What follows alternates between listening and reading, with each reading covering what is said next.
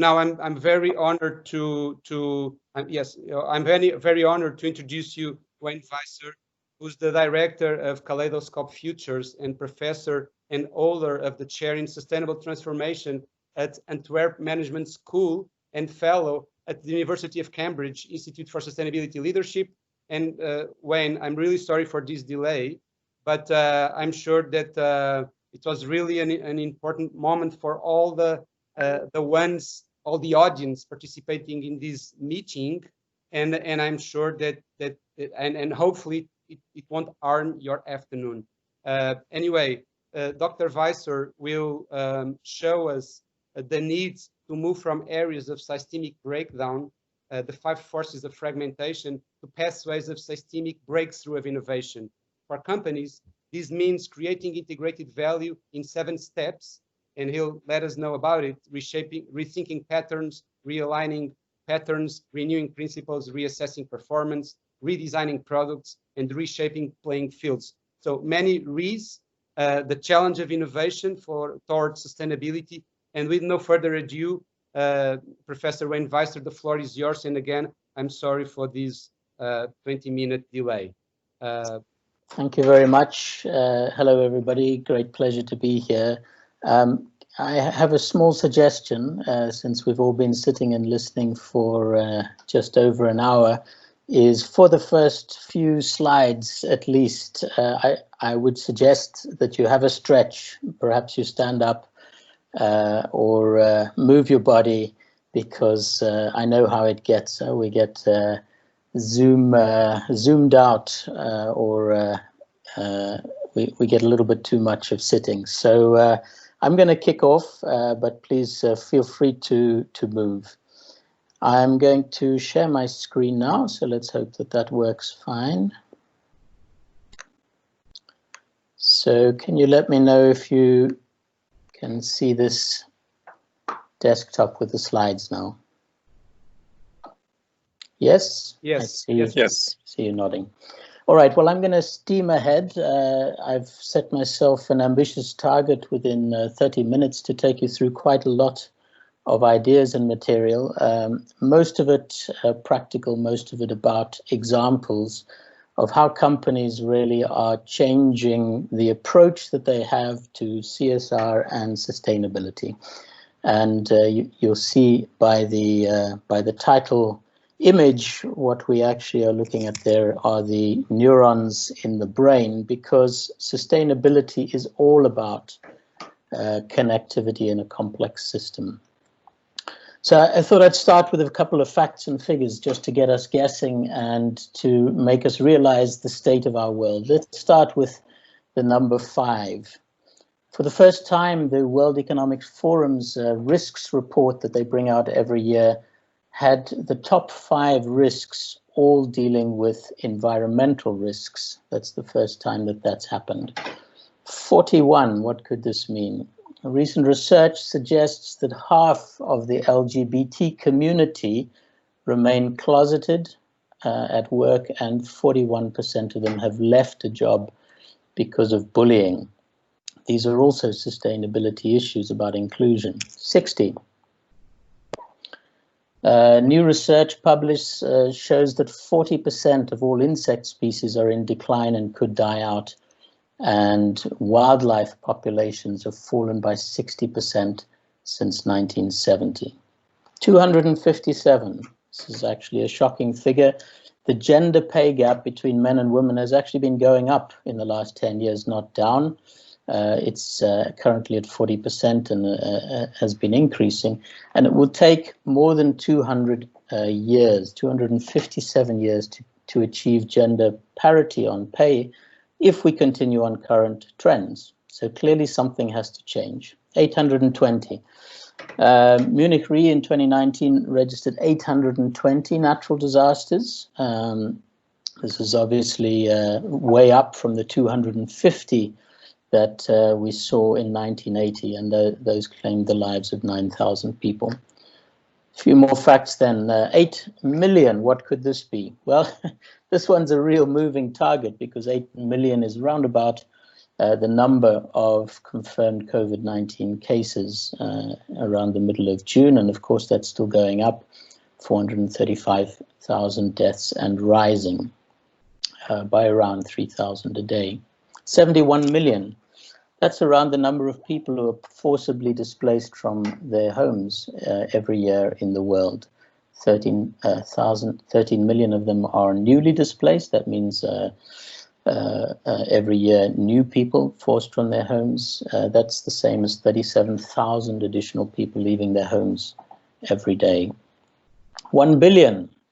1 billion is in fact the number of animals killed or threatened to die as a result of the Australia wildfires that burned 18 million hectares of land that happened some months ago. And they emitted as much carbon into the atmosphere in those 3 months as what Australia would normally emit the whole year. And Australia is not a low emission country.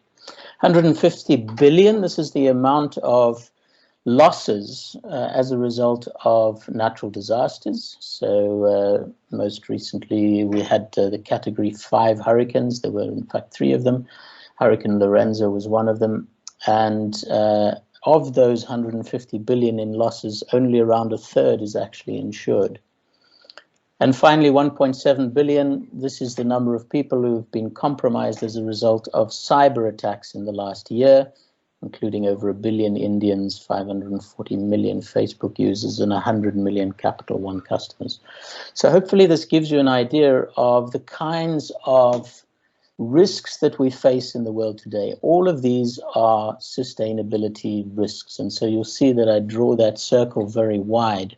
Here you can see the World Economic Forum's annual risks over the last 5 years, and they range from the natural catastrophes, biodiversity loss, to issues around data, around involuntary migration and other issues. Why are we starting with this? It's because the system scientists tell us that when a system is disturbed by these kinds of shocks, as we are, only 2 things can really happen in that system. Either it breaks down, it disintegrates effectively to a lower level of organization, or it breaks through to a more effective, higher level of organization. And so that, for me, is the way that we should look at sustainability in the world today. And I'm going to take you through this rather quickly. I'm not going to spend a lot of time on the 5 forces of fragmentation, as I call them. These are the areas of breakdown. But it's worth just touching on them very briefly. You can see that each of them mainly relates to a part of the global system, the economic, social, ecological, knowledge, and human systems, but they are all interlinked as well. And of course, disruption is the one that we're dealing with right now, not only from climate, but most notably from the pandemic. And I'll touch again on that right at the end. But this typically has massive knock-on effects to the economic system. Disparity is all about the inequalities in society. In fact, the gap between rich and poor is going up rather than down in almost every country in the world. I've mentioned already gender disparity, and there are other kinds of inequality. Degradation is the environmental challenges, some of which I've already mentioned. Disconnection is the digital divide, because of course not everybody has equal access to technology. Some are connected, some aren't. Some are super connected, now with the 4th Industrial Revolution. And some are being disconnected again by the machines. So 25% of all jobs are at high risk of being replaced by robots now. And then discontent, the opposite of being content or satisfied. This is to do with the breakdown in our health and well-being, both in terms of physical well-being and mental well-being. 1 in 5 people today suffering from high anxiety, and that number going up. So why is this important for business? Well, we do expect business to respond, but when we ask sustainability experts around the world, as this survey is done every year for a number of years, which institution is contributing the most to sustainable development since the 1992 Earth Summit that was held in Rio de Janeiro, you can see that the private sector is perceived to be third from the bottom, not a great performance in the perception of the expert public. You can see institutional investors even lower, and national governments who we put into power to actually deal with these issues for us, we think have made the least contribution. So how has business been dealing with this over the years? These are not new issues. I think it's important to realize that it's evolved. So we had a very strong shareholder focus from the 1970s. Economists like Milton Friedman saying that the social responsibility of business is to make profits. But the concept of CSR, or social responsibility, emerged in the 1970s. The idea of stakeholders came in the 1980s, 1984, with Ed Freeman. The theory was introduced. Environment really came onto the agenda.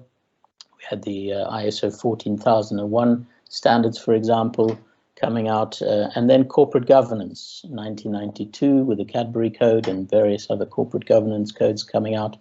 The triple bottom line, actually, people, planet, profit, being introduced in 1994. In the 2000s, more talking about accountability, so how we report and account to society on our impacts. Climate, of course, rising up the agenda, and a lot of attention on value creation. What is the value that business creates or destroys? That focus in the 2010s. What we know, in fact, is that sustainability programs have a very poor track record in success. If you look at those figures. So you can see that 80% of sustainability programs, the teams just settle for mediocre performance rather than exceeding expectations.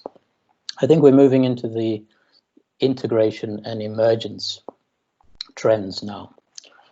We see this as well in the surveys. You can see all of the requirements that are expected of business are about integration, integrating values, business models, leadership, targets, excuse me, SDGs, products, services, and supply chain.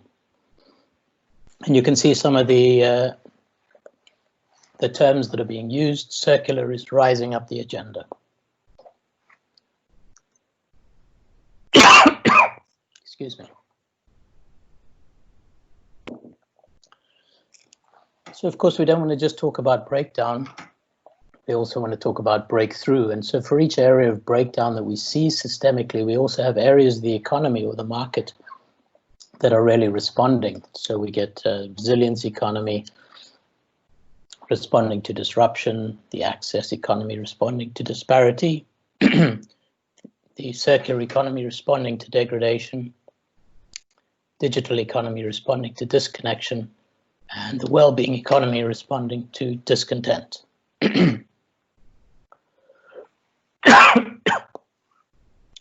And from these, we get our innovation pathways, which are lined up. So what I really want to do is take you through examples of this rather quickly.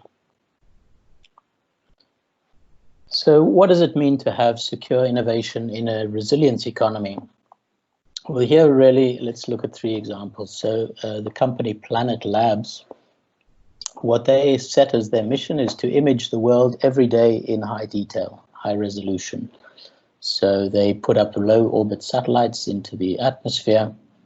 And why is this important? How is this related to resilience? Well, if you effectively have Google Earth or Google Maps changing every day, you can see very quickly where damage is being done. You can see the impact of, let's say, aquaculture fisheries, or you can see the impact of deforestation or urban sprawl. So all of these can be mapped and tracked and responded to. We take a company like Ushahidi during the Haiti earthquake in 2010, which killed more than 100,000 people. It was an absolute disaster. This is a small startup tech firm in Kenya, in Africa, that designed an app to basically map where the crisis had hit most badly and where aid was needed. The big challenge was that people in Haiti speak Creole, which is quite a difficult kind of French. And so they crowdsourced all the people around the world who could speak Creole to translate the text messages that were coming in from victims like this, saying where they are and what they were needing from the aid agencies. Or you get innovations like those featured in the Billions in Change mini documentary. You can find it on YouTube. This is the work of Manoj Bhargava, and they have various innovations that will increase the resilience. You see people in India making compost, and you see the handheld solar pack that can power the lights and the technology of a basic home with a digital briefcase. What about shared innovation in an access economy? Here, if you look at Plastic Bank, here's an example of a company, a startup, a social enterprise that said, what if we could turn plastic waste into a currency? So work with poor communities, low-income areas, to collect the plastic waste in their communities, and when they bring it in, effectively they get cash out, a little bit like an ATM for plastic waste. And even more than that, that plastic waste that's collected gets turned into products that are branded as social plastic. So you're familiar with a fair trade brand or an organic bio brand and so on. So now if you see a social plastic brand, you know that you're supporting an inclusive solution. Or think about Philips. So Philips has gone for a sharing mode or a light as a service mode. So you can now lease lumens instead of buying light bulbs. In fact, at Antwerp Management School, where I am, we have a contract with them to do just that. Or you get something like Hello Tractor. So this is basically Uber for tractors. This is another app that comes out of East Africa. So if you have a tractor and your neighbors don't, you can get them to sign up to the app, and you effectively lease your tractor out to them for a very low cost. What about sustainable innovation in a circular economy? Here we can look at a case like Barefoot Solar, a very inspiring case when I visited Borneo a few years ago. These are what they call solar grandmas. They're trained in India by the Barefoot College. They're grandmothers and they are illiterate, and they live in small rural villages. And within 3 to 6 months, they get trained to be solar engineers. They go back and install whole solar lighting systems for their village, and then they maintain them. Why do they train grandmothers and not young people? Because if you train young people, they'll simply go back to the city. Or we take somewhere close to home for me, Umicore in Antwerp. This is the world's largest precious metals recycler in the world. So they collect everything from the mobile phones, from the laptops, and from industrial processes. They're already set up with a pilot plant to receive all of the electric vehicle batteries to also extract all the precious metals. Or here's a Dutch example, DUS Architects. So what they do is they design and build whole buildings from 3D printed materials. And not only that, but the 3D printed materials are themselves recycled plastic. So all of these interesting solutions. Smart innovation in a digital economy. Well, smart, of course, has to do with technology, but we don't always have to look at the most advanced technology. Here's an example. WeFarm, still using the old Nokia phones, but connecting farmers around the world in a network, effectively like a sort of a list server or a WhatsApp group, if you like. And so if you're a farmer in Argentina and you come up with a particular disease on your crop, then very quickly you can send out a text to the whole group and say, has anybody come across this before? Somebody in, let's say, South Africa comes up and says, yes, I've seen that before. This is what we did. This was the solution. Of course, it can be very high tech. So Circularize is a Belgian startup, and they're working with the chemicals and the plastics industry to achieve circular plastics. What this means is that they use blockchain technology to make sure they can trace the components of plastic right through the supply chain. Of course, most plastics are mixed, so they have a way now to put in artificial DNA into the plastic so that they can, at any stage in the supply chain, say exactly what the materials are, where they came from, what they're made of, and how they can be recycled. And of course, we can use robots as well to our advantage. This is Zen Robotics, which can now sort mixed waste into the recycled content categories with 98% accuracy. So this is also where the future is going. If we look at satisfying innovation in a well-being economy, a few examples. Well, Hewlett-Packard is an example. How do you get healthcare to where people need it? Well, you put it all in a shipping container, because shipping containers can go anywhere in the world, first by ship and then by truck. So you ship this and you truck this, let's say, to rural India, and within this container, you've already kitted out all the necessary health and medical equipment that is needed. And then a primary healthcare worker can be there on the ground, take people's blood, take their heart rate, and so on. And then they link up by Wi-Fi and satellite to doctors in the United States to give a professional diagnosis and treatment. Of course, health also has to do with diet these days. If we look at the impacts of the meat industry, that not only has huge environmental impacts, but also health impacts.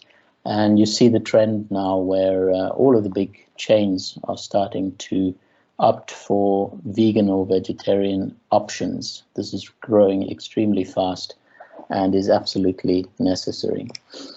I mentioned that health is not only physical health, but also mental health. And one of the areas of mental health that Unilever is tackling is self-esteem of women especially, and particularly young girls who say that they feel the pressure to be beautiful. But what is beautiful is beautiful what you see on Instagram, all the Photoshop pictures that you see and the models that you see.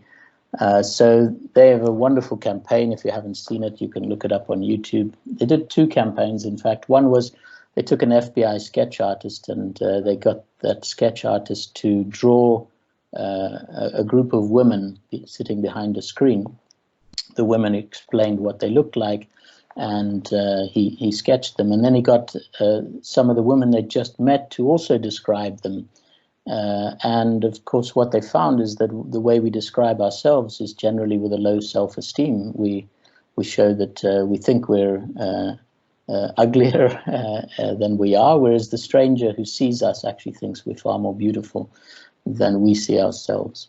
Another one they did was at shopping malls where they had to go through two doors. You had to choose, either you went through a door with a big sign that said average, or you went through a door with a big sign that said beautiful. And it was to get people to really reflect on what does it mean to be beautiful. So all of these come together in what I call the integrated value web. And if you like, this is the new test for social responsibility or sustainable business. Can you do not only one, but multiple of these things? And some of you will recognize the images there from Tesla, because I could certainly make a case that Tesla is ticking all 5 of these boxes. I'll just use one example to illustrate. This is Tesla in the aftermath of the Puerto Rico hurricane, where the whole country was in blackout. And very quickly they were able to install solar panels linked to batteries, and then quickly get them back up with the lights on and back to a healthy and a safe working environment.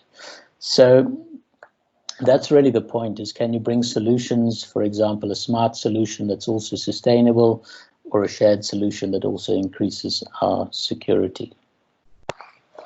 There are also ways to implement.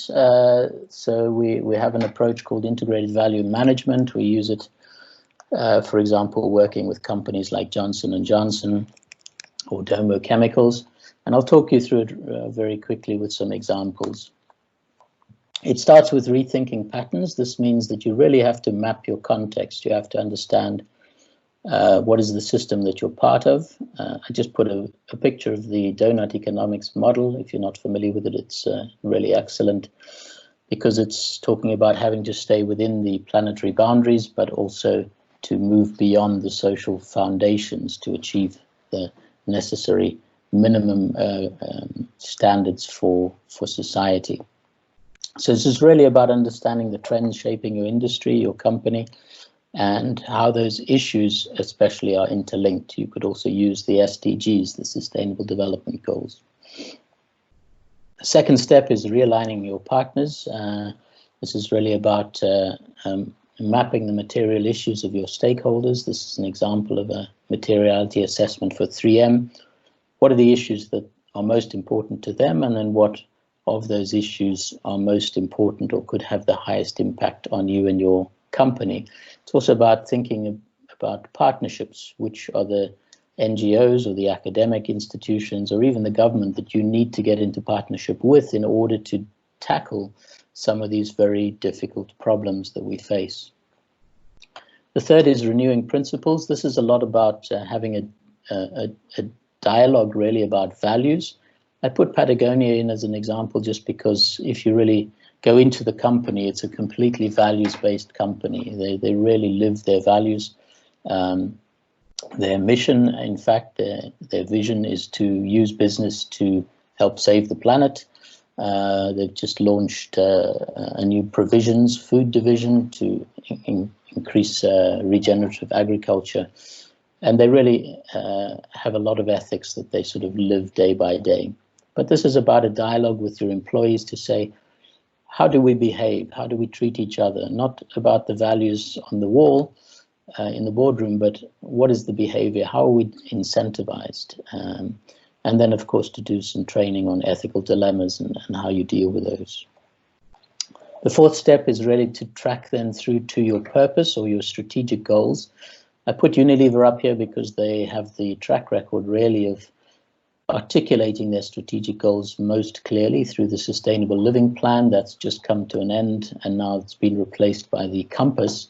And you can just get an idea from what's on the slide here of the ambitious goals that they've set, whether it be to be deforestation free in their supply chain, to have all product formulations biodegradable, to have carbon neutrality across its operations, or indeed to have net zero emissions of their products.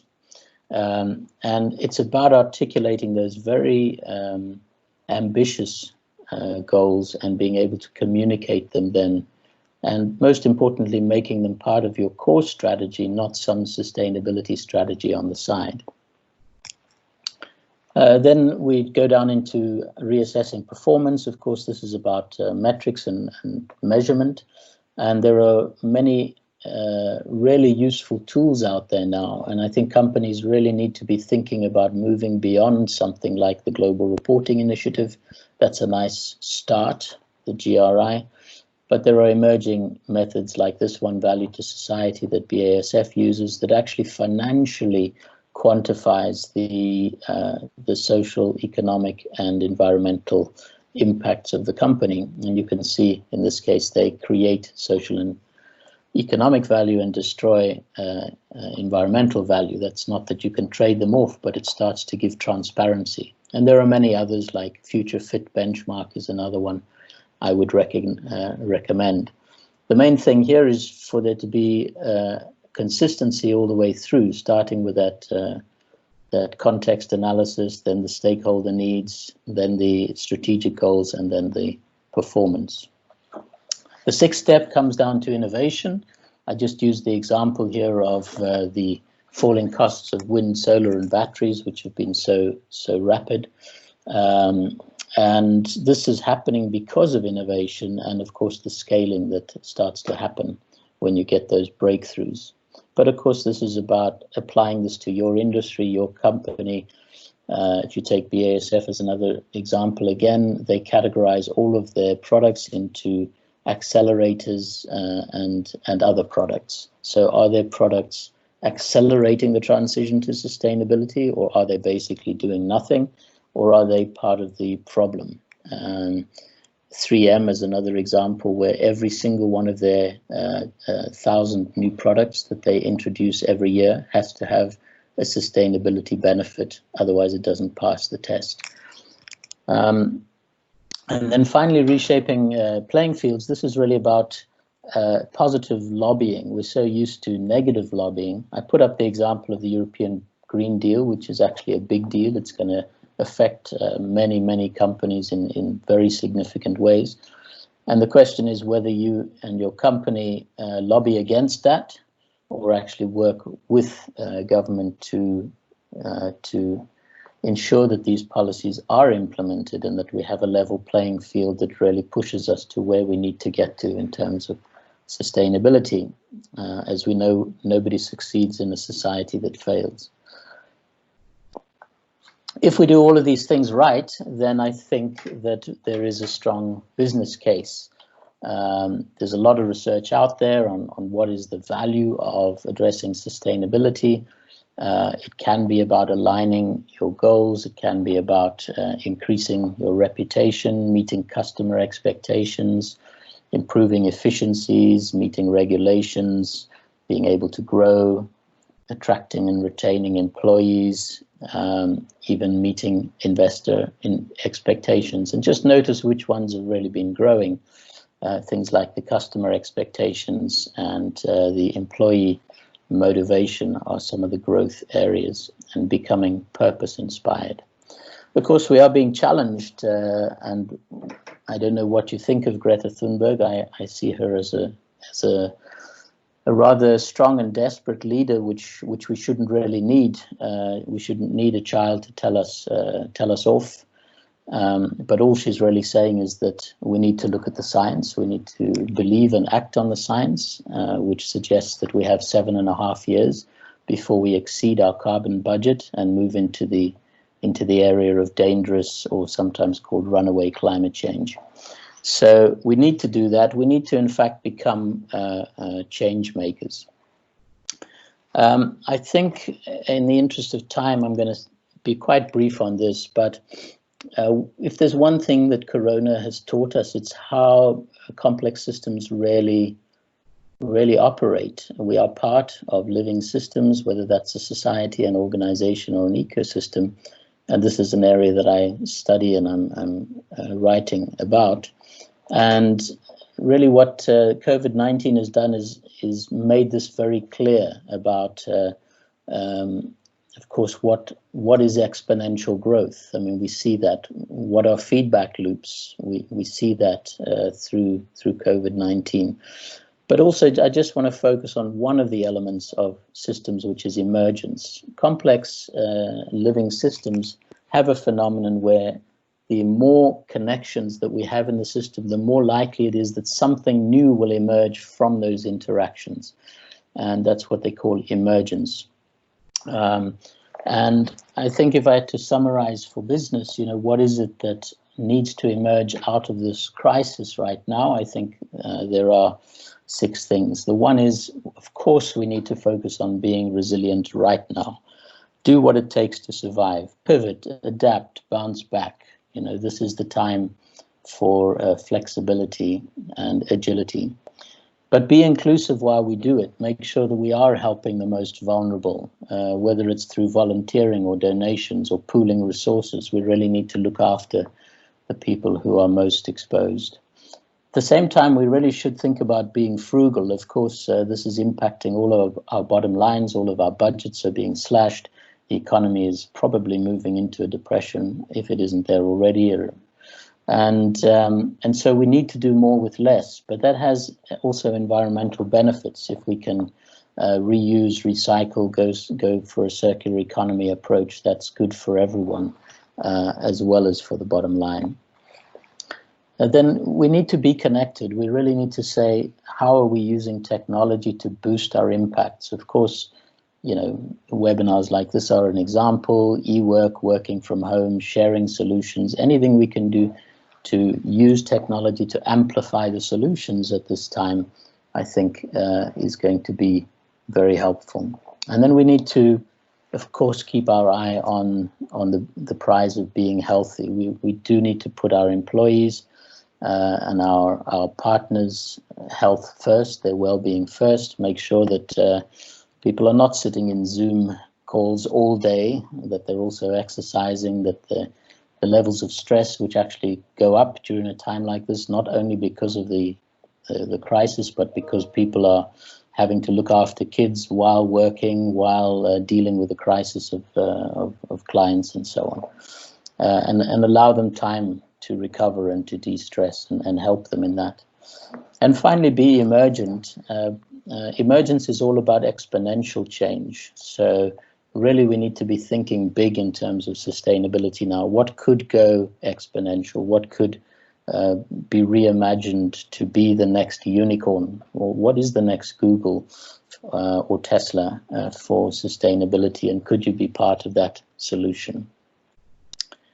So I'm going to end now by saying that really, if we're honest with ourselves, if we understand the science and the facts and the trends, it is absolutely imperative that we become one of the ones through our businesses or individually that change the world. And so I'm going to do something which probably an academic has never done to you before, which is I'm going to end then with a poem that I wrote called Change the World, and then that will be it. So let's change the world. Let's shift it. Let's shake it and remake it. Let's rearrange the pieces, the patterns in the maze, the reason for our days, in ways that make it better, in shades that make it brighter, that make the burden lighter, because it's shared, because we dared to dream and then to sweat it, to make our mark and not regret it. Let's plant a seed and humbly say, I changed the world today. Let's change the world, let's lift it. Let's take it and awake it. Let's challenge every leader, the citadels of power, the prisoners in the tower. The hour of need's upon us. It's time to raise our voices, to stand up for our choices, because it's right, because we fight for all that's just and fair, for a planet we can share. Let's join the cause and boldly say, we'll change the world today. Let's change the world. Let's love it. Let's hold it and unfold it. Let's redesign the future, the fate of earth and sky, the existential why. Let's fly to where there's hope, to where the world is greener, where air and water's cleaner. Because it's smart to make a start, to fix what we have broken, our children's wish unspoken. Let's be the ones who rise and say, we changed the world today. Thank you.